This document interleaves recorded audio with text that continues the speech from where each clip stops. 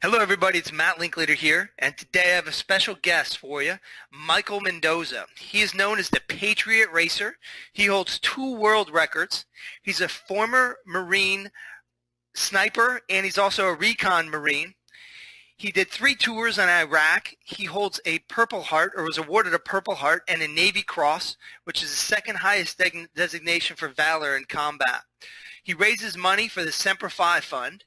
And so today I want to introduce you to the Patriot Racer and Michael Mendoza. So Michael, thanks for coming on the podcast here today and sharing some of your time and some of your wisdom and your experience, man. I appreciate it. No worries, Matt. And I just want to say thanks for your time and, helping me get the message out there. So thank you as well. No problem, man. It's an inspiring story. So, I want to get to your world records because I think those are really impressive.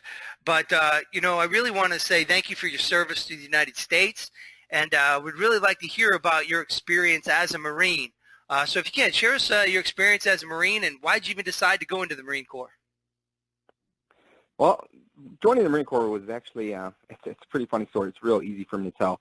I remember, just being in high school. And first off, I'll just add this, Matt and I, both of us, we were in high school together and we wrestled together. So I remember, I think it was my junior, senior year, of course you start looking at different schools where you want to attend. And don't get me wrong, going to school was, something I wanted to do and something I probably should have done. Actually, I did do it. I graduated from U of I. I don't know if everybody even knows that, but I went to U of I and I graduated from U of I. That was after the fact. But while I was in high school, I went to the recruiter's office and, I bypassed, I think it was the Navy and the Air Force, and I went, just a straight shot to the Marine Corps, recruiting office. And I remember walking in there and the guy's just like, how can I help you today? And I was like, well, I'm interested in joining the Armed Forces. And he says, you mean the Marine Corps? I was like, well, the Marine Corps it is. And then he says, well, what do you want to do? I was like, I don't know, man. I want to shoot guns. I want to blow things up. I just want to kick in doors and, have fun. He's like, well, it sounds like an infantryman, so infantry it is. So that's how it started, was just telling him what I wanted. I was upfront and honest, and that's how, I guess, the snowball effect happened with me joining the Marine Corps.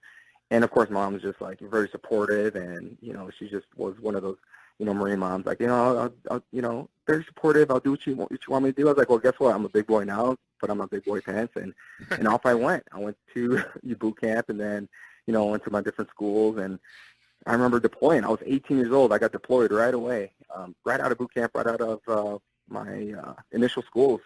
I went to Okinawa, deployed to Okinawa, and then from Okinawa, I went to Thailand, Singapore, mainland Japan, you name it. I was island hopping, and what better way to do that as an 18-year-old, and I turned 19 when I was in Thailand. I mean, what a great experience. But of course, that was during the time that there was no engagements happening. There was no real world threats happening at the time. So I was just living it up. That's the basic answer for me to usually when I tell people how did I join. Yeah, you know what though? Something that I think about is, not to be sappy here. I lost my dad last year, and he was in Vietnam, and they had obviously a military burial for him and funeral for him, and so I think there's something lost between that generation that was drafted into the military, right? My dad's the quintessential alpha male, and I think there's a difference of those 70-year-olds that were drafted, and then everybody that came after him. So I think there's a uniqueness when you go into the military, and so tell me a little bit about, if you don't mind, sharing me the difference between living. Let's say we were middle class, lower middle class. That's kind of how I describe how I grew up. I assume it's similar for you. Explain to me the difference in going from that into boot camp and the discipline and turning yourself into a man. I always just kind of, that just kind of intrigues me about the military. Well, as you know, after Vietnam, it became an all-volunteer armed forces. So Right. Nobody's drafted right now. Nobody has been drafted in years. So usually an individual that joins the military, they have that drive, they have that want, and who knows where it comes from. For me, who knows where that seed was planted? It could have been watching Rambo movies. It could have been hanging out with younger kids. I'm not kidding you, man. It's just that seed's planted. Same thing with doing these. I started doing the triathlons, Or when it became to sports, I'm big in sports, and I'm also now big in, coaching youth sports, and that's one of my biggest things right now is youth sports. That's just part of my life.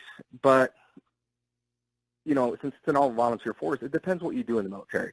We have combat arms, and then we have non-combat arms, or the support section. I've always been in the combat arms. So being in the infantry field, and then, I went to become a recon Marine. And talk about, a gut check. I remember going through what you call pre-BRC, which is pre-basic reconnaissance course. Basically, it's a selection. And during that selection, they really test your willpower. They test all your physical, your abilities, and they just want to test to see how mentally strong you are. I really wanted to quit almost every single day. I remember calling back to, my wife, I'm married to her now, me and Kelly. We're actually high school sweethearts. I remember calling back to her and said, I just can't do this. I don't want to do it.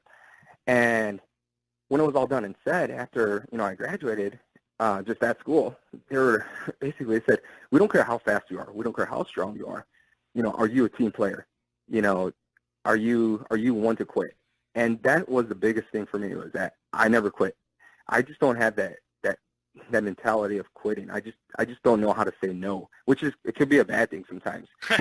And the reason I say it really is true, because I remember being deployed multiple times. So I did 3 tours as a Marine, but I also did another 7 years in the Middle East working for the State Department.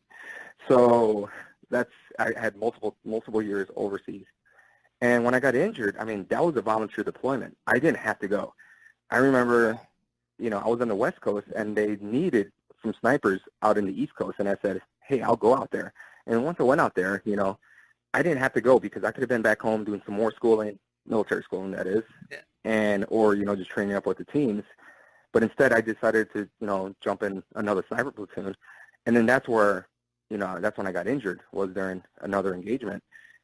So saying no can be a bad thing, but it's also not, it's also, something I take pride in. I just don't know how to say no. So that type A, being a meat eater, that's what we have in our service right now, and that's what we need. And but we also need that here back home as well. Whenever it comes to being a firefighter, law enforcement, or being a manager in a store, you just need those go-getters.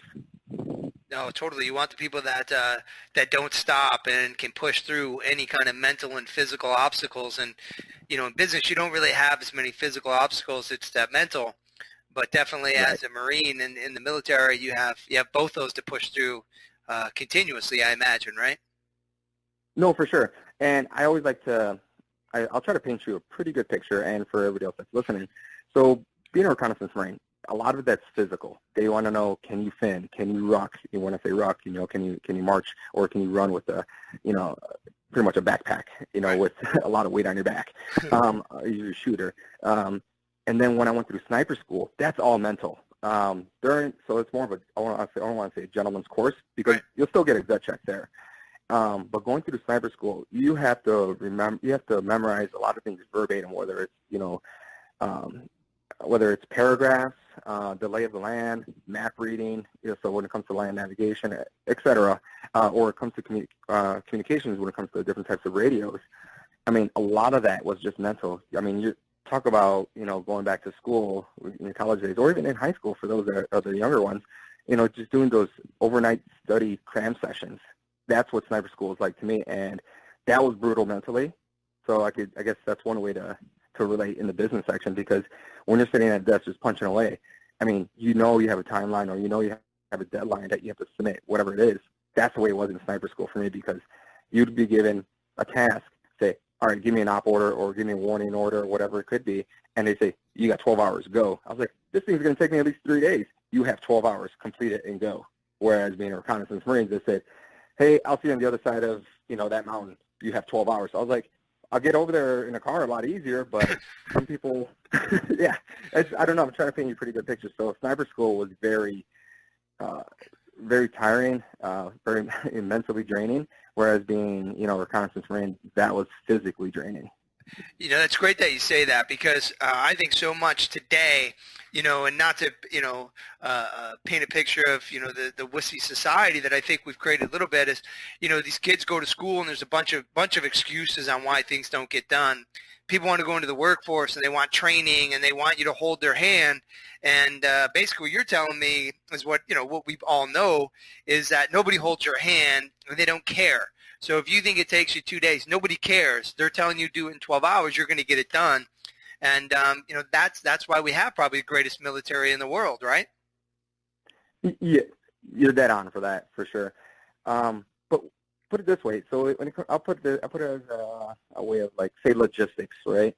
So when they say get something that would take you, say, 2 or 3 days to complete, but you only have 12 hours to complete it, then you start using your resources. Right. It's okay to ask for help. I mean, so then you start tasking things out.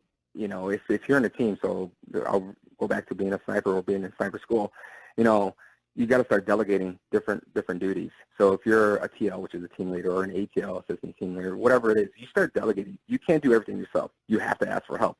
So that's how you're able to complete a mission. That's how you're able to complete a task.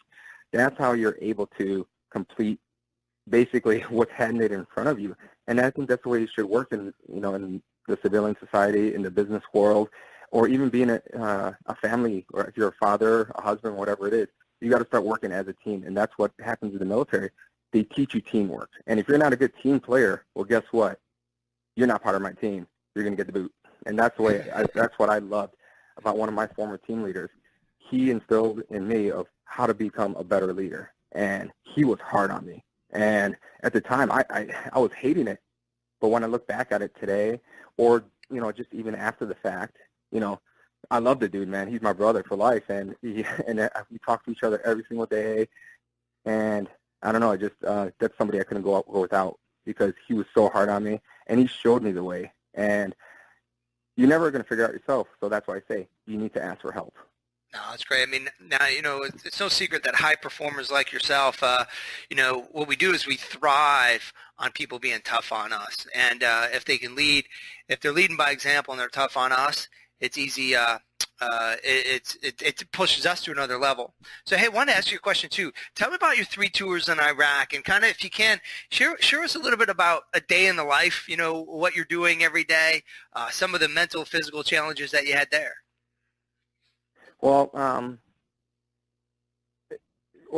it's really hard to, I guess, give you a day in the life over there, because I'll just bundle it up as one deployment for you, just to make it real simple. As for me, doing reconnaissance, it really came down to, what the mission at hand was. So for one of my deployments, one of the tougher deployments that I had was during 2004. That was when we had the assault on Fallujah. That's when we had tons of casualties. That's when it was all in the news. I don't know if you remember Fallujah at all. Yeah. I mean, to me, it feels like yesterday, but you think about it, it's well over 10 years ago. So from there, it's your mission after mission. So I remember where you were headed out to, the outskirts of Fallujah on one of them, and our job there was to basically collect intelligence, and send it up to higher, which is, higher management. And then what would happen was they would say, hey, so if we send tanks or Humvees down this road, do they have an access point? How wide are the roads? Are there any obstacles to get through? We would basically try to find out, are they setting up IEDs? Are we doing counter IED missions, which is either taking them out or just reporting them, or calling in for air, which is, maybe doing an airstrike on them, whatever it could be. And then another deployment would have been is, being a sniper. Sometimes we would just be doing an overwatch. So basically we would just be watching, all the line companies, which is a line company is an infantry unit. Are they kicking in doors, multiple houses at different locations? So basically we're the guardian angels. So a day in the life for me never really was a day. It was never really the same. Right. And the same goes for a lot of other individuals that have been deployed, because there's what we call motor team, which are just the truck drivers, or there's mechanics that would fix our stuff, or there's armorers who would, fix our weapons, whatever it could be. Everybody had a different job. Just think of, I guess, going to Walmart. When you go to Walmart, there's people that stock the shelves, there's people that cashiers, there's the managers, there's a pharmacist. So my job was very detailed, so to say, but it wasn't, because we kept getting different mission after mission after mission. Now, a question that kind of comes to mind, and I'm thinking, how to relate to business, and I know it doesn't relate because your life is on the line. I get it, but tell me a little about, is your adrenaline, because you're going out there and you're in Fallujah, is your adrenaline always maxed out and your awareness just peaked, or or is it ever, do you ever, I don't want to say get used to it, or has it ever become a normal state of being? What's like, how does that work out every day that you get out and you're on the roads, if you will, as you were saying? Think of a roller coaster. It's up and down. Yeah. And I do know, like, one of my major firefights that I was in, and you can see it on the History Channel. I sent you a couple links. Was basically the ambush of April 7th.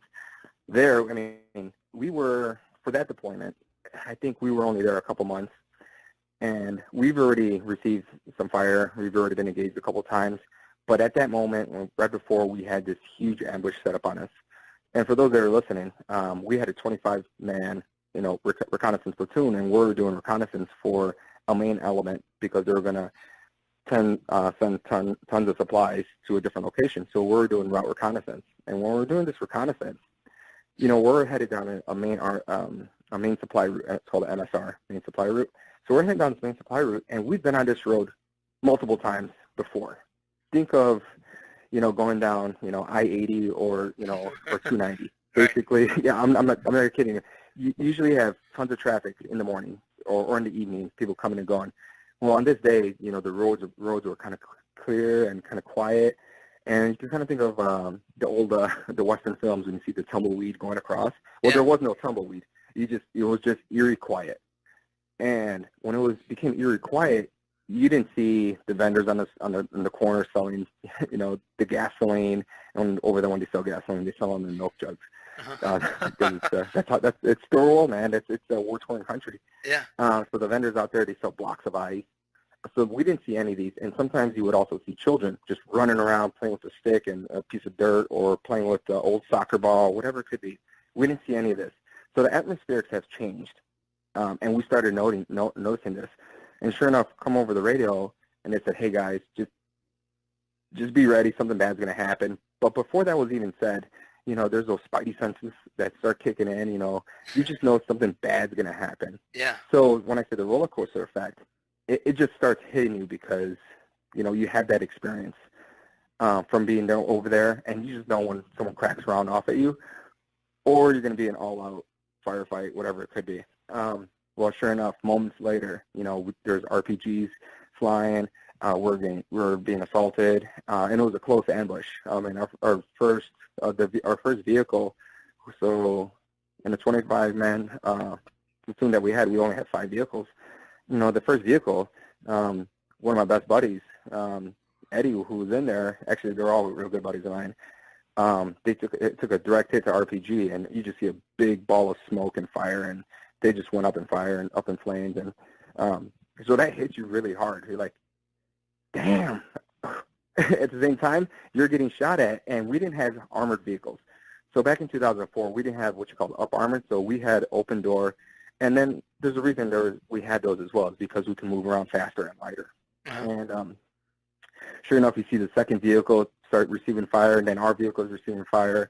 So we dismount, and of course we're assaulting through, and they had an awesome, that's just one of the things how I explain. They had an awesome setup for us. I mean, it's sad to say, but they had a great ambush setup for us, and they were ready for us. I mean, they had machine gun nest after machine gun nest, spread apart, to its max effective range. And then, but yeah, it was just, we went hooking and jabbing, and I mean, we lost a couple guys, and guys got, my buddy Eddie, who I just told you about, he lost both his arms because he took the RPG, ripped off both of his arms, and my buddy Eric, it pretty much shattered his right arm, and he had shrapnel all through inside of him. Talbert, the machine gunner, had shrapnel all through his legs, and he passed out from blood loss. And I mean, it was a pretty hairy day, so to say, and that's actually where I was awarded the Navy Cross, because just for actions that I did that day. I was just running around not knowing what to do, to tell you the truth. But the thing was, I didn't know what I wanted to do. I wanted to get out of there alive. I wanted to see my brothers, come out alive. And so if it cost my life or it cost, me, being injured, that's what I was doing. And I guess eyewitness accounts and other people were able to submit for that. But if I can give that the award back, I mean, I would, just to have some of the guys that we didn't actually have, all of our guys that didn't make it back home. They can keep that hunk of metal, if you ask me. No, totally. So how'd you guys get out of that day? What was how'd you guys get relieved, if you will? Well, we were we actually, I didn't. My buddy, my team leader at the time, he was calling in for air, and he was marking our position with pen flares. So Super Cobras coming in, they were sending out Hellfire missiles, and then some tow missiles started coming in. It's a Humvee with big giant missiles on the top of it. Those were actually sending fire to some of the buildings that we couldn't access because, like I said, they were dug in pretty well. And some of us, to include myself, were running along the berm, just taking out the machine gun nest. I mean, there was a couple guys that I accidentally ran up upon. When I ran up on them, I was like, it really scared the shit out. I'm sorry, it really scared me, and I just started just firing away. So I'm trying to keep this PG-13, if you can tell. No, man. But life isn't PG-13 though, right? It's not, especially in. But anyways, so I was running on these machine gun nests, and I mean, I was just trying to take out whomever and whatever I could, the enemy that is. Yeah. And a real good buddy of mine, he's our machine gunner. His name's Mike as well, and he actually got shot in the. He carries a SAW, it's a squad automatic weapon, so the machine gun that he was carrying, it got shot. So it took rounds, and now all of a sudden it stopped firing. All he had was a pistol. And so he had to withdraw back just a little bit because he was in a gunfight, but he was outgunned. And I remember I thought he was behind me, and as I'm running from one machine gun nest to the other, I remember turning back, and I was like, oh, crap, I'm by myself. And it was at that moment I was just, my heart just sank. I was just like, I'm by myself out here. So I'm going to try to do everything that I could, to get out alive. But as I turn back around and I look left, I see a couple other team members from another team, from the second vehicle. That's when I see my captain go down. He got shot in the chest, and he just went down like a sack of potatoes. And I was like, God. So I ran to him, and of course, another buddy of mine, Maurice, he's already trying to pull him, and we're just getting shot. I mean, there's AK rounds shooting all around us. There's, an RPG went flying right over our head. So we were in what you call is the kill zone. So we were in the kill zone. During that kill zone, we couldn't do anything but button up. And I had a couple grenades left, and I remember I was throwing those grenades. And basically, I was just trying to do whatever we could, anything we could to get out of there alive. Because they had us pinned down so well, they were just in a really good spot, whereas we were in a horrible spot. But the thing is, in life, you can't make mistakes. In a firefight, you can't make mistakes. And my captain was still alive at the time, Brent. And I remember him just looking at me. He's like, I can't feel my legs. I can't feel anything. And he's just like looking at me dead in the eyes. And I was like, we're going to get out of here. It'll be fine, And I just said at that point, I was just like, fuck it. I put him over. I did a fireman's carry, and I just tried to run as far as I could with them. And I remember my buddy Dan, who was my team leader, he was just like, Mike, get down. You're getting shot at. Get down. And the only reason I know he was saying that because as I was running towards him, where he was behind the berm and sort of a safer position than I was because I was out in the open, as I was running with them, I don't know if you remember, I'm a small guy. I'm 5'7", about 160 pounds at the time. And my captain's about 6'2", 6'3", weighs about 220. So, I mean, but I was able to put them on my shoulders, and I was able to run as far as I could. Call it what you want. You can, you see it in movies, or you read it in a book, or you hear other people tell stories. I mean, I had a little bit of that superhuman strength for just a small amount of time, just for my legs to keep moving. But I remember as I got to the berm where I wanted to get right over, my leg gave out right under me. But that was okay because, that's where some of the other team members were, and they were able to, help out. But the biggest thing is I was able to get, Brent out of the open where he was. If he was left there in the open, who knows what they could have done to him. That's a wild story, man. So how long did that last from start to finish? Would you say? Was it? You know what? I still don't know that answer. People say it lasted, 8 to 10 hours. People say it was, all day. I talked to, my buddy Eric, or I talked to my buddy, Tony, or I talked to some of the other guys. And I was like, dude, how long did it go? I was like, I don't know, because we left in the morning, and then when we came back so you're asking the initial question, how do we get out of there? Yeah. Well, we fought through it. To get out of a close ambush, you got to assault through. Because if you just stay on the X, which is what you call the kill zone, if you stay on the X, I mean, you're just a sitting duck. So you have to actually assault through the enemy. So that's what we did. We assaulted through the enemy, and we pretty much took out a lot of them. So when we got ambushed, there's 25 of us. What was estimated to be about 60 of them. So 60-plus insurgents ambushed 25 of us, if that paints a better picture of how many guys we were up against that day. And it's not like playing paintball. It's not like playing tag or dodgeball. I mean, when one goes down, they're down hard and they're down out for the count. But QRF was called. The QRF is a quick reaction force. So a Bravo company, their platoon, ended up reinforcing us, and they were able to withdraw us. But it was already pretty much done and said. I mean, our vehicles were pretty much shot to hell. The first vehicle, I mean, it wasn't moving anywhere. It had to get towed out, or one of the vehicles had been left in place. And so I remember jumping in the open back, and I think, I saw my buddy Joe there, who was our machine gunner, a different machine gunner on the vehicle. And then I remember seeing my buddy Dan, and as I run up to the open back, he's like, Mike, you all right? I was like, I think so. And I remember Dan he just gave me this big hug and a big old kiss on the cheek. He's like, I love you, man. I was like, I love you too. What's going on? I didn't know the concept of what just happened until after the fact. So when we did an RTB return to base, the sun already had went down compared to when we left, when the sun was kind of like already up a little bit. So the actual firefight itself, I couldn't tell you how long it lasted. I mean, it was heavy firing for a while. Then there was a lull. Then it was heavy. Then there was a lull. The actual event for that ambush right there, I mean, we left in the morning and we came back when the sun was already down. And the crazy thing about it is, we went on a mission the next day, because when we're over there, just because one bad thing happens doesn't mean it's over. We had to continue to push. We had to continue to do things. So the time for us to mourn for some of our brothers that didn't make it back, we had to put that on halt. And it was just like, so when are we going to remember Brent? When are we going to remember, some of the things that we should be doing right away? Well, we couldn't do that. So it kind of puts your emotions on pause for a long period of time. So when you come home, it's like, man, what do you do when you come home? Right. I mean, you kind of become numb a little bit.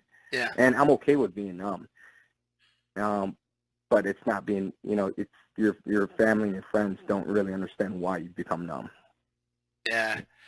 No, I that's crazy. I mean, so I can't even relate. So I'm not even going to try to. But the times where your adrenaline's pushing, right, in life for anything, like you're trying to get a project done for work, and then you're tired the next day. I couldn't even imagine being in a firefight for 12 hours, let's say, and then that adrenaline stopping, and then somebody the next morning being like, "Hey, dude, go do it again."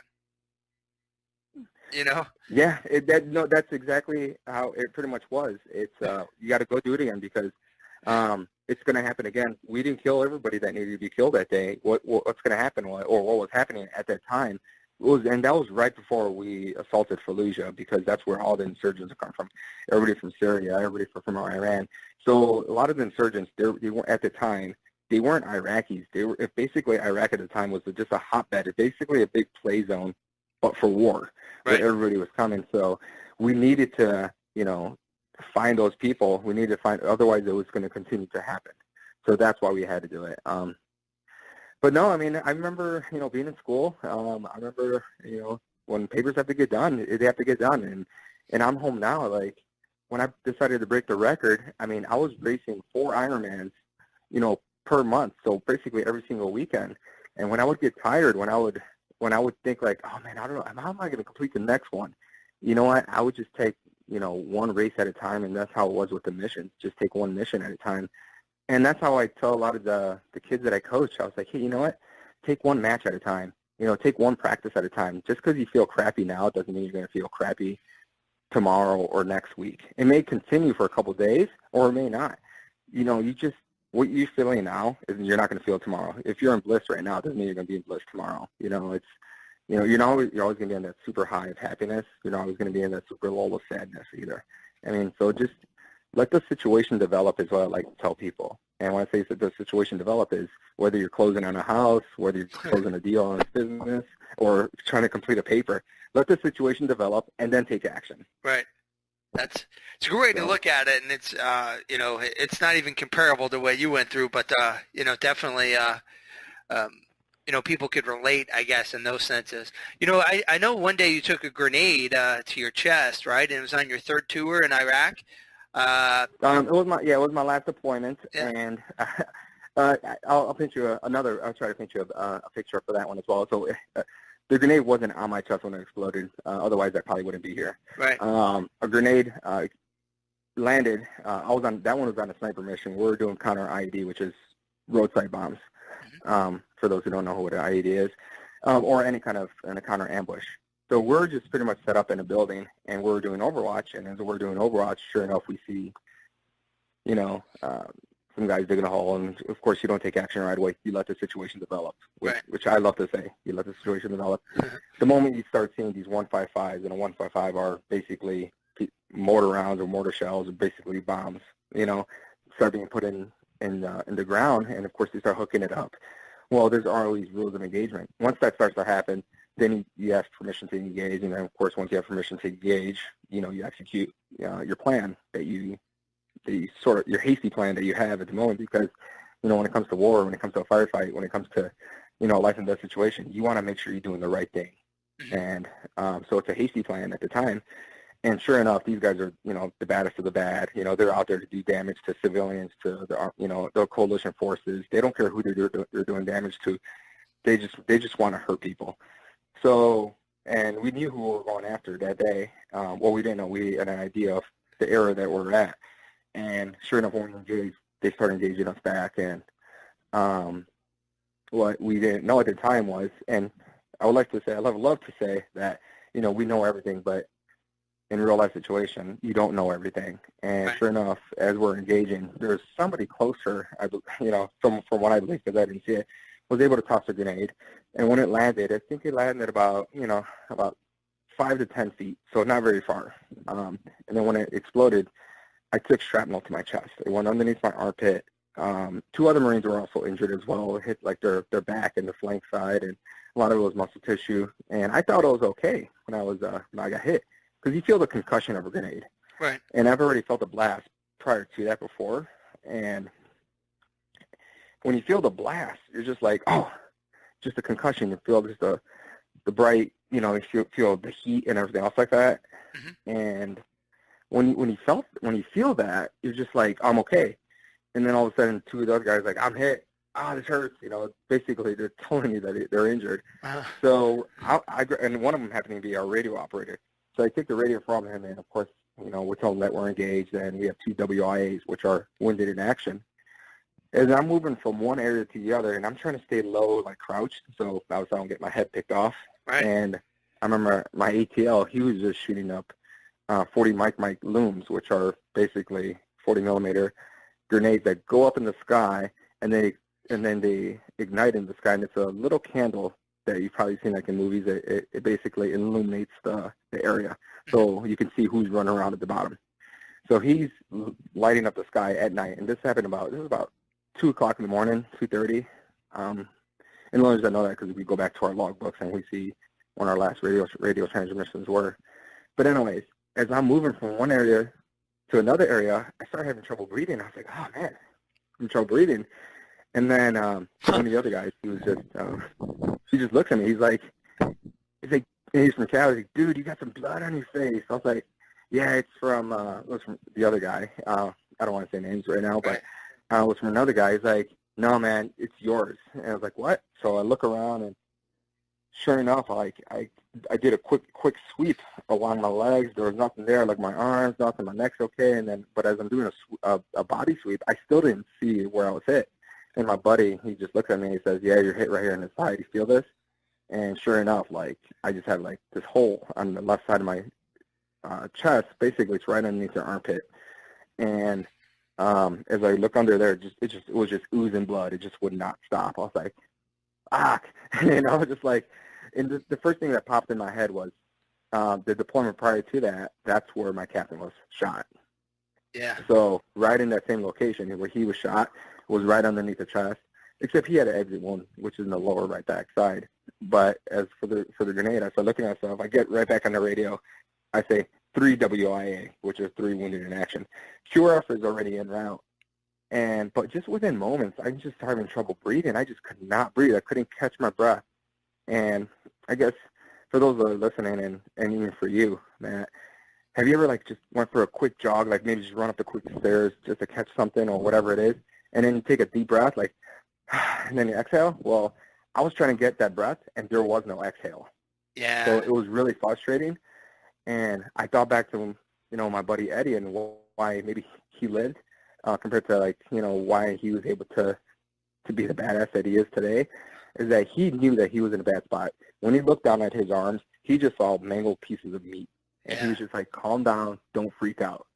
So when I got injured, the first couple things that popped in my head was, my captain, oh, crap, that's where he got killed at, Yeah. That when he died, that's where he got hit.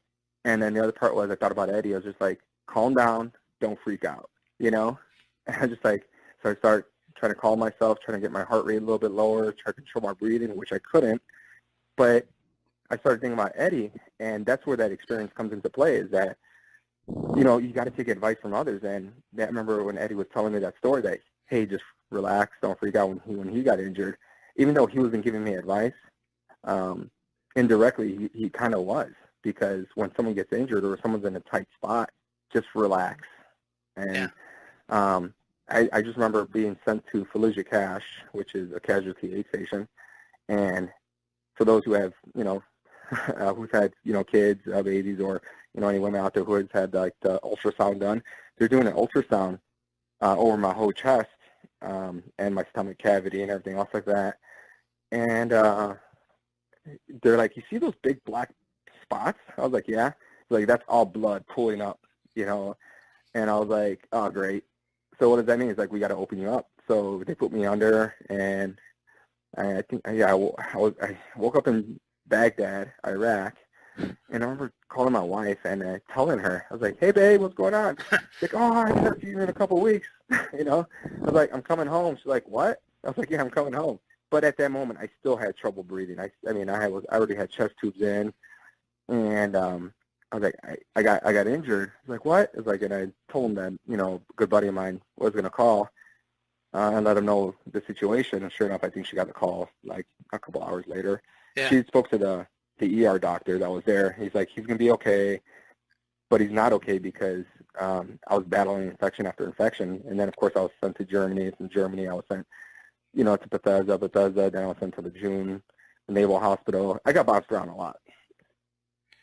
Wow. What was it, just because you needed different specialists, or was it just outside? You know what? When they open, Iraq's a very dirty country. Sure. Or just, if you go to any third world country, it's a very dirty country. And then I got, from my understanding is, the surgery, they were able to stitch me up. They were able to, my stomach had to be repaired. My small intestines, a portion of it was removed. My diaphragm was repaired. I lost my spleen, but who needs a spleen? I had collapsed lungs. Yeah, it's just that's what a grenade does to you. And then, but when they open you up, it's a very dirty country. I don't know what it was. I just could not battle these infections. I was having super high fevers. I don't know what they were, but these fevers would not come down. And then they don't want to put me on a medical flight right away because I guess from what I remember, I guess they don't want to start moving you when you have tubes all inside you, or if you're battling infection. They want to make sure I was stable to move. Right. And it took a while. It was a few weeks before I became stable. And then, of course, when I came home, I still was battling these infections. And, the recovery part of it to me, wasn't that bad. even though some may think it was. But, you got to think, look at your sternum where you are, and they cut you all the way down to your pelvis bone and open you up. I lost all those, muscles, and so it was really hard for me to even just sit up, stand up. I was in a wheelchair for a little bit, but I was able to recover, and I was able to move on, and that's what I did. I just moved on. Yeah, well, hey, man, I appreciate the service there, man. I mean, that's a crazy story, hearing some of those. So, how long There's other people in worse spots, man. I mean, I'm very grateful I have my eyes today. I'm very grateful I have my arms. I'm very grateful I have my legs. I'm very grateful I have my arms. I have friends that, they don't have their arms, which is the idea. I have friends that don't have their legs. With a buddy of mine named Saul. A buddy of mine who lost his eyesight, he's awesome. He runs an organization called Blind Endeavors. I mean, he lost his eyesight. His name's Steve. And I got friends that didn't make it home. And I do have friends that made it home and couldn't handle being home, and they lost the battle back here at home. So I'm just very grateful for where I am today. And then that's a big reason why I did the Ironmans, and why I decided to challenge myself, was because, my platform was, breaking the record, setting a new standard for the Guinness World Record. Right. But my platform for that was, recovery through sport and recreation. What better way to battle, any physical ailments or any demons you're battling inside is by, sport and recreation. Pushing something else. So you're going through recovery. At what point do you say, hey, I'm going to break these world records? And then from the point that you said, I'm going to get back on track to break these world records, how long did it take you to get to your first race? You know what? Last year was the year, or this past year, is when I decided to do all the Ironmans. That's right. The year prior, I only did 3 triathlons. Oh, only? I wasn't, only, yeah. Well, no, the year prior, I only did 3 compared to so many years. Right. Yeah, you have to remember, I got out in 2007. Okay. And then I started working for the State Department right away. I mean, as soon as I got out, I was recruited, and then as soon as you're recruited, you go through a different selection phase, do all kinds of stuff, and, doing cool guy stuff. We'll call it contracting work. Uh-huh. So I head right back overseas, and I'm over there on and off for the next 7 years. So I didn't do triathlons ever until the year prior. So it was something new to me. And that's the thing with me, is that I'm always trying something new. And a good buddy of mine here back home, Steve, he's done an Ironman. He's done Ironmans before. He's done triathlons before. And he's just like, hey, you should do the Chicago Triathlon. I was like, okay. And I remember I did the Chicago Triathlon, and I won my age group. I think I took like 7th overall. I think it was a ridiculously high number, or a high placement. And he was like, how the hell did you do that well? I was like, I don't know, man. I just pushed through it really hard. I just move my legs and I go.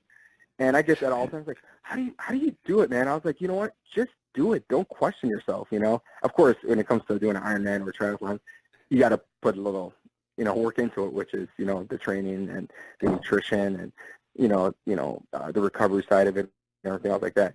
But doing an Olympic distance, Chicago Triathlon, it's a lot shorter, and I did it pretty well. And then I decided to do a half Ironman. I didn't do so well in that one. I was hurting on that one. Then I did the full Ironman down in Louisville, and I did really well on that one. I think I was just I was like 10 hours or something like that. And they're like, how the hell are you doing a 10-hour Ironman? And this is your very first one? I was like, I don't know, just do it. So that's my mentality, is that don't be afraid to do stuff. And, that's the biggest message I give a lot of these kids, that when they put their toe on the mat, when it comes to wrestling, and they know they're going to wrestle somebody who's very aggressive, very fast, very technical. I was like, you know all about them. They don't know about you. Just go out and do it. And I don't want to preach what I don't do. And I hope there's a lot of people out there that are like that. I would never put my son or any of the other athletes, in a position that I've never put myself in, and I see that all the time. I see people putting others in a position that they've never been in. So that's how I decided to break the record. It was just, I was sitting on the couch back home. I was like, I did a full Ironman, I did a half Ironman, and I did an Olympic, and I was talking to my wife on the couch. It was literally on the couch in December. I was like, and I was reading through a triathlete magazine, and as I was reading, I saw the record, and it was like 23. I was like, 23? I could do that. And she was like, sure, go ahead and do it. But the thing is with my wife, Kelly, she's just like, she knows when I say something, I'm going to execute it. I don't, Right. you know. So So she's what are like, the okay, goals? well, if you're going to do it now because you're not getting any younger. I don't think we talked about the world records that you actually broke. So explain the world records, explain your goals, and then what you accomplished in terms of that in breaking those two world records. So my goal is there's an organization called the Semper Fi Fund. Right. And that's the same organization that assisted, my wife or I would say myself, our family when I got injured. Yep. So being a service member, I mean, we don't make buku bucks. We're not. I mean, you can make money on the side if you have rental properties, whatever. But we're not living, very rich. We're not anybody in the service. If they are, you either come for money or you're doing, you're working hard on your own. So at the time when I got injured, my son was also just born. I mean, I wasn't even home when my son was born. Yeah. And so when I got injured, of course, my wife got the phone call after I told her that I got injured. She was like, well, where are you? It's like, well, I'm in Germany. I'm not able to move. Like, well, can I come see you? I was like, no, don't come see me. It's going to cost too much money because the military is not going to fly you out there, first off. Right. And then so decided for me to wait when I came home. And then finally I came home. We were out in Bethesda. And then we were out at we were somewhere else in Maryland. And then we went to Lejeune. So I bounced around a lot. So she took, and not only that, she's a teacher. She's a high school teacher. So, as you know, a lot of high school teachers, they don't make a lot of money either, Right. Especially being very young. And then I'm like, oh, I want to see you. I was like, well, fine, put everything on the credit card. And then not only that, at the time, 2004, was before we had unlimited calls and everything else that we have today. Our cell phone bill was getting, I mean, her cell phone bill, which was our cell phone bill, went up to the thousands just within 1 week. I think it was like over 1,000 some bucks. Yeah. And then the second week was like another 1,000. So our cell phone bill, our credit card bills just skyrocketed because she wanted to be by my bedside. Yeah. And I was just like, you don't need that, you don't need to come see me. She's like, but I want to. And of course, you know how the conversation can go with the husband and wife. But the good thing about that was that I was able to recover faster once I saw her and once I saw my son. Even though I couldn't hold my son, I really couldn't lift my arms up just because of the surgeries and stuff. But anyways, the Semper Fi Fund jumped in and they said, what can we do to help you out? They're like, nothing. There's really nothing you can do for us. They're like, well, did you incur any costs? I was like, well, yeah, some cell phone bills and whatever. It's like, well, how about this? Why don't I cut you a check? And we're like, okay, well, that money has to come from somebody. And it comes from donors. It comes from fundraisers. So now that I'm back home, I feel that it was my turn to give back. Just because I received doesn't mean I can't give back. Well, I can't give back thousands of dollars, but I decided to use racing as a platform and an attention getter, which was the Guinness World Record. I was like, I'm going to break this record. That's going to be the attention getter. And while I'm doing this, I want to raise money for the Semper Fi Fund. So it was a way for me to give back because I've already received. So I was able to raise over $42,000 within 7 months of me breaking the record. And I broke the record just at just over 7 months, the Guinness World Record, that is, while raising money for the Semper Fi Fund. So that was the main reason, was that whether I break the record or not, I got to raise money to give back because it would make me feel a lot better knowing that just because I received doesn't mean I can't give back, and that was the biggest thing for me. No, that's great. So what's the Guinness World Record that you hold? What is it specifically as it's listed there? So, oh geez, I should probably have this memorized. I'll read it. Once I got it, I kind of just put it in the drawer. Yeah, once you accomplish it, it's the process of getting there. Once you get there, you're on to something else probably. Yeah, I'm not saying it's not a great feat. It's really significant to myself, and I'm sure the listeners to see somebody accomplish something great. But I could just know your personality is, you took it and just, put it aside. Say, well, that was fun. What am I doing next, right? So. No, I love that. I love how you say that because, that's in the past. What's the next biggest thing? You can't live in the now forever. There's always a future. So the Guinness World Record that I have is for the most 70.3 Ironmans completed in a year. And I always like to chime in on that. Is that I was able to do it with just after 7 months. So I think it's in 7 months and 1 week, whatever it is. So I hold the Guinness World Record for the most 70.3 Ironmans completed in a year. And I also hold another world record, which is the most Ironmans the most branded official Ironmans, because the 70.3 Ironmans I completed, I want to say 19 of those were branded Ironman ones, which are the official branded ones, and then the other ones were non-branded, which would be considered like a tough man competition, not a tough mudder, just to separate those two. It's called a tough man, so there's still USAT sanctioned races. Right. It's just a different organization runs it. So, but everybody knows Ironman, the big I and the, or the dot with the I and the M. Everybody knows that one. So I hold the record for the most branded Ironman races as well. What so you did how many? 23, 27? What was the number in a year? I actually did 20. I did 26 and 26. 2 marathons. Yeah. So two of those, which 24 are recognized. The 2 other ones are not recognized because of the inclement weather, which had to be cut short. But that's okay. It was. I look at it as practice.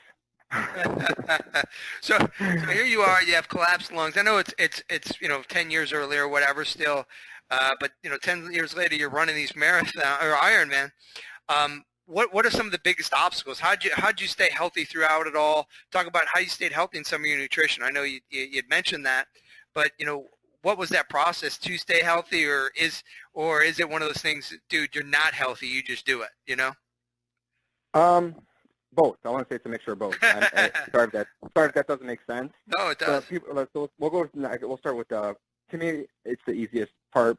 To some, it may not be the easiest part. Is nutrition. Yeah. I mean, don't get me wrong. I still like my, my junk food. I still like my burgers, and I eat all that. Sure. But when you're burning that many calories, when you have so much going on, I was eating anything and everything. Right. Except for I wasn't overdoing it. So, I started limiting my red meat. So I love my steaks. I love my burgers. I'm a good old American. Right. I love my meat. I'm not. I make fun of my wife because she kind of cut out the red meat, and she's not a vegetarian or vegan, nothing like that. But I call her a Canadian now because she's not a true American. She doesn't eat red meat. But that's that joke. That's an inside joke, But no, that has nothing to do with being American. But anyway, so I still love my red meat, but I was limiting my intake on red meat just because your body takes so long to process red meat. If you intake, however many ounces, you got to process that. Same thing with dairy. If you're ingesting dairy, you got to process that stuff compared to if you eat your greens and if you eat your other macronutrients or other nutrients. Yeah. That stuff can be out of you within a couple hours to within a day. So like the times I would eat my big old steak or I would have my burger was right after a race. Right. Because I knew I'd have at least a minimum of six days before my next race. Yep. But other than that, hydration is key. And when it comes to everything, you've got to keep pushing liquids all the time because, your muscles, when you start, changing, your daily activity, you're going to put it in shock. And that's what it is. You go into shock. And my body kind of went into shock after all the racing. It was kind of like, hey, I'm used to, moving all the time. Yeah. So that's why I continue to race even out today. And I just got back from Boston, which I did the Boston Marathon a couple weeks ago. So it was kind of like I never stopped. Yeah. And then with the nutrition, like I said, I kind of eat anything and everything. It's just about how I ingest it. It was just smaller portions, but more throughout the day. Yep. So I would literally have 2 breakfasts, a snack, 2 lunches. I would have 2 lunches, and then another snack, and then 3 dinners. I was eating all the time, and I was still never satisfied. Yeah. And then when it comes to the physical side of it, just for training, I didn't overload myself right away. Everything was time-based. So I would see, first off, can I do an hour of cycling? And then can I do an hour, and then plus another 30 minutes of swimming? And then, well, if I can do an hour and a half, then I would say, can I do an hour and 30 minutes? And then another, 30 minutes of running. So everything was time-based, not mileage or distance. And then once I was able to get my time down, then I was able to start seeing, well, how fast can I go? Well, and then how can I start improving myself? And then that's how I started doing really well. I was overall winner on some of these races, which is pretty damn good for being an amateur. My second year ever really doing Ironmans. I was an overall winner on 2 of my races. I placed, I think like 6 or 7 of them in my age group. I qualified for the World Championships twice. I won for last year and won for this year. It's just, So every time I raced, I didn't race just to complete it. I raced to race. So I was hurting after every single race. I mean, I had injuries. Right. I had calf strains. Believe it or not, like, after the race, I went to, take a leak, and all of a sudden I'm, urinating red stuff. I was like, oh crap, that's not good. I'm pissing out blood. Right. Whether it's, I was just like, so I've had like, I've had my own ailments that I kind of like keep hidden, but I now kind of tell people that it's an unhealthy sport, man. There's really nothing healthy about doing an Ironman. So whoever's listening, it's not cool. It hurts your body, but at the same time, it's a great accomplishment knowing that you can do something that others, there's a very small percentage of this, of our population that can complete an Ironman or even a marathon or whatever it is. Everybody's good at sitting down and hitting the channel changer for the TV. Not everybody's good at doing 30 minutes of running or 30 minutes of cycling or whatever it is, or walking, or even playing basketball with your friends. That to some people, that's hard. That's right. So obviously you're a motivated guy. You've accomplished great things. You don't stop. You keep going. You keep pushing at the next level. Something that I believe is that we're the average of the 5 people that we grew up with. So really the 5 people that surrounded us before we were 7 to 10 years old, that's typically where we get a lot of our confidence, our personality, our drive. And, some of it's positive and some of it's negative, right? But somehow as individuals, we interpret that to be whatever it is for us, right? So, you interpret it obviously to be this driven guy. You don't get tired. You don't get fatigued. Nothing stops you. You keep going. Tell me a little bit about like kind of how you interpret the 5 people you were around before you were 7. Who were you around? How did that drive you and make you to what you are today? I wish I could give you a really solid answer. I grew up in Chicago. My parents are divorced just like many other, families in this country. It just, that's part of society these days. And so I lived with my grandmother, I think, obviously from a very young age until, I lived with my mom when she moved out to Richmond Park, where we lived. Yeah. And so, like, I didn't move out to Richmond Park till I think I was in 6th grade. Okay. Yeah, I was like 6th grade. So between 5 and 7, you're asking who's, I guess who was a standout, who was really around me. I mean, I had cousins. I had a cousin, I had a brother and a sister, but they weren't standouts. They were just family members. If I had to remember one person, and it's my aunt's ex-husband. He was a very competitive boxer. His name is Javier. I mean, he fought against, I think, Chavez. So he was a go-getter, and he used to play, tons of recreation sports. I remember seeing him, on the soccer team. He was a very competitive boxer. I remember he would let me, go to the boxing gym with him, and I think that's where the combat sport comes into play. Is, he used to let me throw on the gloves and, of course, box away a little bit here and there. But of course, life, it takes its turns. Of course, I went to Richmond Park, and so he wasn't really around that much after they got divorced. But I still talk to him, like, on Facebook, and I know he follows me, and he sent me a couple messages. But he was just, I guess, that type A person. Yeah. He was a meat eater. He knew how to work hard. He managed hotels. He managed restaurants. He knew how to just, I guess, how to put it. I guess I really can't really paint a picture, but he was just a person that you were drawn to. I guess if there's really a word for that. So I was drawn to him because I just saw him every time I saw him box, and he was so fast, so strong, so agile. And he's a small guy, and I was a small guy, and I still am kind of a small guy. And I was like, man, he packs such a powerful punch for such a small little dude. And I like to think that, I pack a big punch for being a small guy. And so Javier was I wouldn't say he's a big influence in my life, but I kind of looked up to him in a way, because I just saw how he just loved to tackle life pretty much. But I would say, once I moved out to Richmond Park, I had tons of great friends out there, man.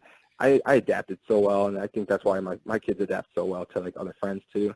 Yeah. I started playing other sports, baseball, wrestling, cross. I never did football, just because I love to run. And then the biggest hardest thing for me was, I remember, when I was finally a freshman in high school, should I run track or should I do baseball? So, but I decided to run track just because the numbers were there. There's so many guys that were just there. I mean, actually, the biggest person was, I don't know if you remember, Ty Streets. I mean, he's the one kind of recruited me. Oh, yeah. He's the one that kind of recruited. Yeah, he's like, dude, come on out here, man. You're pretty fast. I was like, no, I think with the baseball. I was like, no, you don't want to hang out with those. You want to come hang out with us. So he's like one of the kind of guys. He was a recruiter, so to say. Yeah. That's funny. And then, I don't know. And then, there's father figures that we have in our life that aren't really their father, right. Aren't our fathers. Right? Like my stepdad was around my entire life. He's nothing like me at all. But at the same time, it was kind of one of those things I always like to tell other people. Whatever he did, I did the opposite of. Yeah. Right? So I love to, like, believe it or not, I know it's kind of like a running joke with some of my friends. Like, he's, I call him a hippie. So he's like really lax, really, really calm, and really easygoing. He's a social worker. So yeah, that mentality is totally different than what I am. I mean, like, I always like to cut my grass, and he's just like, but you don't need to cut the grass. Or I was like, hey, I need to be at school. I need to be at school right now. He's like, we'll get there when we get there. Or I was like, hey, I need you to pick me up from practice. He's like, well, I'll be there when I'm there. He's very, very calm. So I was like, when I was telling you, I was like, I don't want to be like him. So I guess if there was one driven factor was that it's not a bad thing. It's just that, I don't want to be the very passive guy. I'm very, goal orientated. I would like to think myself, and I'm a fast paced kind of a person. I have to be on the goal all the time. Yep. So what drives you now? What's next? What are you pushing to next? Well, I'm gonna continue. So I have a full schedule when it comes. Well, if you're asking about racing, I have a full schedule again. I got a Ironman Chattanooga full coming up. I got South Africa's World Championships. I'm doing Wisconsin. It's in Madison. I got the Ironman up there coming up. Let's see, I got the Marine Corps Marathon. I got the Chicago Marathon coming up. I'm applying for this place called the Ridge Run. So all these, it's a lot of races. So I got that coming up. But at the same time, I'm still going to continue to raise money. That's just the thing that I do. Once I start it, it's like the snowball effect. I'm gonna try to have the biggest snowball, since I started it. Man, I think why stop now if I already continue to do it? But yeah, that's when it comes to racing. I'm gonna continue to raise money for guys because we still have guys fighting over there, and it's just not for guys that are in service. I mean, you got to think once somebody comes home, another buddy of mine who lost his leg, if he wants to have a running leg, the VA or the military hospitals, they'll outfit him with a walking leg, right? But they won't outfit him with a running leg. Yeah. So that's crazy that they wouldn't give him a running leg to stay fit. But if they'll give you medications, if you're in pain. I was like, you know what, these pains will go away if you're being physically active, if you're out there doing things. Yeah. Or whatever, or even if it's if it's a dog that somebody needs, this money has to come from somewhere.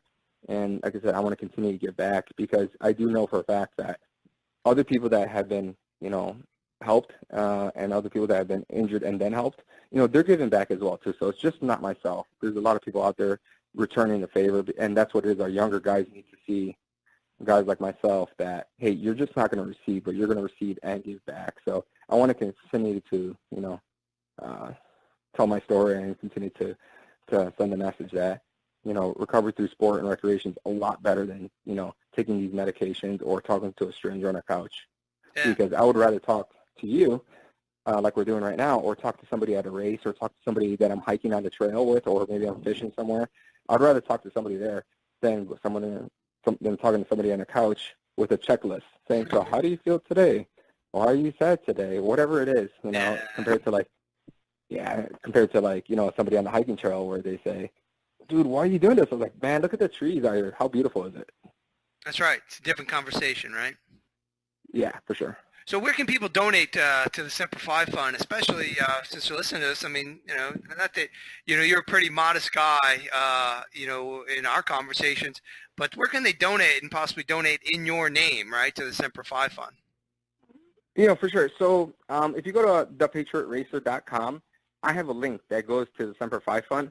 And I always like to put this in there, for every penny that's donated, 100% goes back to the service member because, you hear these other places, and they're not all like this, but you hear other organizations, well, a portion of it goes to it. I love to say that 100% of it goes back to the service member. Semper Fi Fund has very, very little overhead, so that's the part that I like to say that, if you were to donate a dollar goes there, and then that's what I just love about it. So if you were to go to thepatriotracer.com, which I got to update as well, and I've said that a couple times to a couple other people, I got to update it, just with like stories and people I meet. Every time I travel somewhere, I like to tell a story of somebody that I've met. So it's kind of like a blog as well. Yeah. So you can kind of see kind of my storyline and kind of a story history. So if you go to thepatriotracer.com, there will be a link there that says please or donate here, and it's a link, and it will send you to the Semper Fi Fund fundraiser page that is set up, I guess you could say, in my name, but they set it up for me so that I can also continue to tell my story on the Semper Fi Fund's website as well. And I think what you said is what people, I don't know if people register this, so I do, and I want to make sure everybody registers this. So not only do you go to the patriotracer.com and you go and donate to the Semper Fi Fund, 100% of your money goes to the Semper Fi Fund, which means that Mike is racing on his own dime and his own time. He doesn't take $1 of it. He's doing it all on his own dime and his own time and giving all the money to the Semper Fi Fund. And I mean, that in of itself is amazing and powerful, right? I mean, you're taking time away from your family to give back to what gave so much to you and your family in time of need. I mean, that's thanks for bringing that up. That is truly, because that's something I don't tell people, and I don't want to think the bad side of people or the negative side as well. But if someone thinks that the money that I'm raising that is covering my races, it's not that at all. Like I don't take one penny for my travel, hotels, races, shoes, gear, whatever. That's all my own, and that's I'm proud to say that, because it's the stuff. It's not cheap. I mean, traveling these races. I'll put it in perspective. If you want to go do a race, it's going to cost you well over $1,000. So for me to say that I'm doing pretty well for for me to be able to continue to raise money for the Semper Fi Fund and to race at the same time, I'm proud to say that. And so, yeah, I don't keep one dime, $1, nothing. I don't keep a penny of it. I mean, that's inspirational and powerful just in the message alone. So I do have one more question for you, man. Sure. This is maybe personal. I have a 4-year-old and a 1.5-year-old, and I look at them and I say, how do I raise them? And we push them hard, and we try not to let them whine, and this is stuff you see. So we really try to push them. And I think I saw this, and I don't want to misquote it, but your son just wrestled in a championship, and he had a great record this season. But I don't know if I have it 100% right on the tip of my tongue. So tell me a little about how you raise your kids, and tell me a little bit about that tournament I saw online your son wrestled in, and what his record was. Okay. Well, for both my kids, we just love to have fun, and it just I hope everybody out there is just has the same mentality. We love to have fun. Whatever they want to do, I want to be part of it. Whether my daughter Carly, she does theater. She's nothing like my son, who's very athletic. Right. So she loves to read, and she I don't know how she remembers all these lines, but she does big plays. She's done Beauty and the Beast. She's done some Cinderella one, Pirates of Penzance. I don't even know how to say those names either. She's in some pretty good ones, and she has some very long lines. And so I go support her by watching her plays, and so does her brother, and of course my wife does as well. So whatever she wants to do, I'm all in, of course, because you have to be that support, for them. And I don't want to be that dad that one day she says, my dad was never there, or my dad didn't do this for me, or something with my mom or my parents didn't do this. Whatever they want to do, I want to be there for them. Yep. And for my son, yeah, he's very competitive. He even another person, he doesn't know how to say no when it comes to a challenge, put it that way. My son, yeah, he's ranked number 1 in the country the past couple of years. So he just won Worlds. He's won. Last year he was Wrestler of the Year for the country. So he does very well, and I'm a big support factor for him too. And he's always asked me, Dad, what can I do to become a better wrestler? What can I do to become stronger, faster, smarter, more technical? And a lot of times, I'll tell you the truth, and I can't answer all those questions all the time. So when I can't answer a question, what do? I seek help. Right. Just like I explained earlier before, I seek help. There's, I wish I could say I knew everything, but I don't. But then that's when I go outside and seek help. And, he doesn't know how to say no. So when he wants to be pushed, he gets pushed. Same thing when it comes to nutrition or, just the wrestling side of it. And he loves running too. He's a big runner as well. Like right now he's doing track. And I make him take his breaks. There's mandatory breaks when it comes to wrestling. I know there's a lot of kids that wrestle year-round. He's too young. He just had his birthday. He's 12 years old. To me, 12 years old, specializing in one sport. Right. It's just an opinion of mine. I'm not a scientist or whatever. But if you were to ask me, you cannot be specializing in one sport. You can't be doing one sport year-round. He's only 12 years old. So that's why I make him do mandatory breaks. So he has a mandatory break, even though he wants to continue to wrestle right now. He's already asking to go back to the room, and I just don't do that. And he's very good at following directions. He's very good with authority figures, whether it be teachers, police officers, other coaches. And he's very respectful. That's what I think that why he's so successful at what he does is because, he respects other people. And I'm very proud to say that he's very humble. He doesn't talk about his accomplishments. He'll never talk about his accomplishments unless someone else talks about it. And, if I had somebody to look up to, I also look up to him because, like I said, he's a quiet professional at such a young age already. And I hate to say that because I'm his dad, but of course I'm going to say that about my son. But he's a quiet professional, and that's just the way he is. And so I kind of look up to him that way. No, that's great. And what was he, 70-1 this past season or something like that? Yeah, he was 71. He actually had one. I think it was about 71. And then the year prior, he actually was undefeated the year prior. Actually, the year two years prior to that as well. But that's again, yeah. He was like 71. He wrestles kids from all over the country. We go all over the country to wrestle. So that's another thing is don't limit your kids of what they want to do. If they say they want to go to a camp, whether it be a football camp, a soccer camp, a cross-country camp, let them go down and do a camp because it's the social aspect too. Yep. When you go to these camps, you meet kids from other parts of the country, other parts of, even the state here in Illinois. I mean, if you go down south, we have a lot of country kids compared to the city kids. Just like when I was in culture shock when I came from the city to even Richmond Park.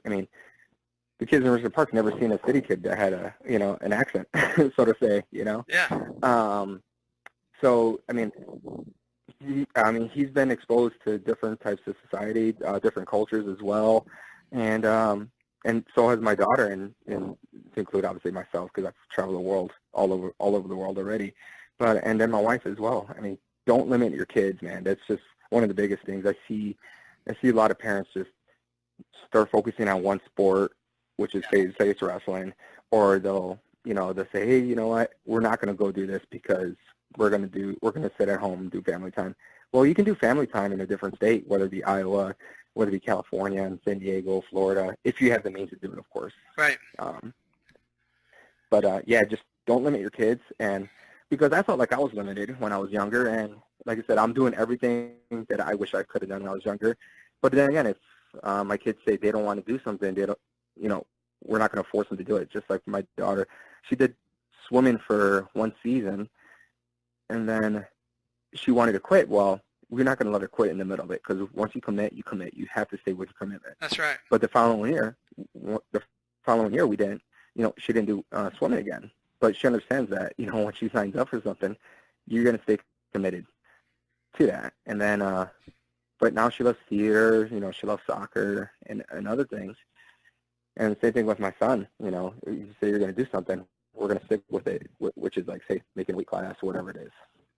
Yeah, I had that same exact conversation with one of my business partners this morning, and it sounds like you're a beast and you're raising two beasts, and in their own right and in their own way, they're taking it and running with it. And the best way to be a parent that I can see just looking at you is, leaders lead by example, and if you put that example out there, your kids are gonna, that's who they look up to, that's who they're gonna follow. So that's why I wanted to hear about that, because I think that's extremely powerful. And in our society, it's just, I believe the kids are watching us, right? And so, I joke about all this, the it's a time. small thing, but like, people always ask like, oh, you shaved, it's the weekend. And it's not just shaving, it's a lot of things. But I say, hey, man, my kids are watching, so I'm ready all the time. I'm ready to go all the time. I'm not tired. I'm not complaining. I'm ready to go. And it sounds small things, but that sounds like your idea too, right? You're doing some great things, and your kids are going to naturally do some great things. For sure. And one more thing I also want to add, don't be afraid to be the hammer. Don't be afraid to be a dad. That's right. Especially if you're not just your own kids, but if there's other kids watching, because, you've probably heard the saying before, or maybe you even mentioned it, that, somebody's always watching. Always do the right thing even though nobody's watching. I'm sure you've heard that saying before. Oh, But that's so true. I mean, there's the eye in the sky, which I tell people, when I say the eye in the sky, I'm not talking about, Big Brother. I'm talking about like, right. It could be, it could be your friend. They say, hey, did you see what Mike's son just did? That's what I'm talking about, or whatever it is. Somebody's always watching, and if you're that big hammer, I mean, I've seen this already at cross country, or I've seen this at track, or I've seen this in wrestling, where some kids, man, they just, I don't know where it's coming from. They just don't respect authority figures, and they'll give a lip back. And of course, I was like, I'm sorry, but do you know who you're talking to? I'm going to escort you right outside this building, and we'll have a big boy talk if you want to have a big boy talk. But the problem is with that is once that happens, sometimes the parents don't even agree with that. But you got to stick with your beliefs. And then my belief is that, respect the elders, respect authority figures, not saying do what you're told, because always still do the right thing. Because even though someone says go jump off a bridge, doesn't mean you're going to jump off a bridge. But still do the right thing and, respect others as well. So you got to be that hammer. Yeah, and it's what you're saying is 100% right. I think in our society, and right or wrong, women are more masculine and men are more feminine, and kids are confused. So they need a dad, and they need somebody to be that masculine figure in their life. Any way you slice it, and just like you said, championships are really won when nobody's looking, right? So your successes are really because you're working hard when nobody's looking. Yeah, we see your pictures, we see your world records, but the truth is we don't see you throwing up, during training just to get ready for that world championship. Yeah, that would be a kick-ass picture, though. That would, right?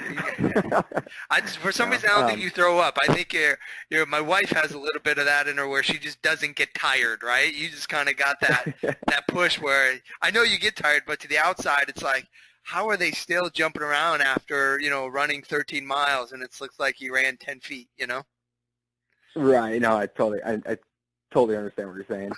But yeah, I'm glad you asked me about that, just because, I'm big on, youth sports and youth athletes, and not only that, it's because I still work with some even high schoolers too, and then other para athletes. When I say para athletes, guys that are have some kind of disability. So honestly, yeah, I'm so glad you asked me about how I raised my son, or similar beliefs. Is that I really believe that he's very successful because he's doing the right thing even when nobody's watching. And but yeah, that's just if you don't get me wrong, if he ever did something that I didn't approve, he knows that he's going to get an earful or whatever it is once he gets home.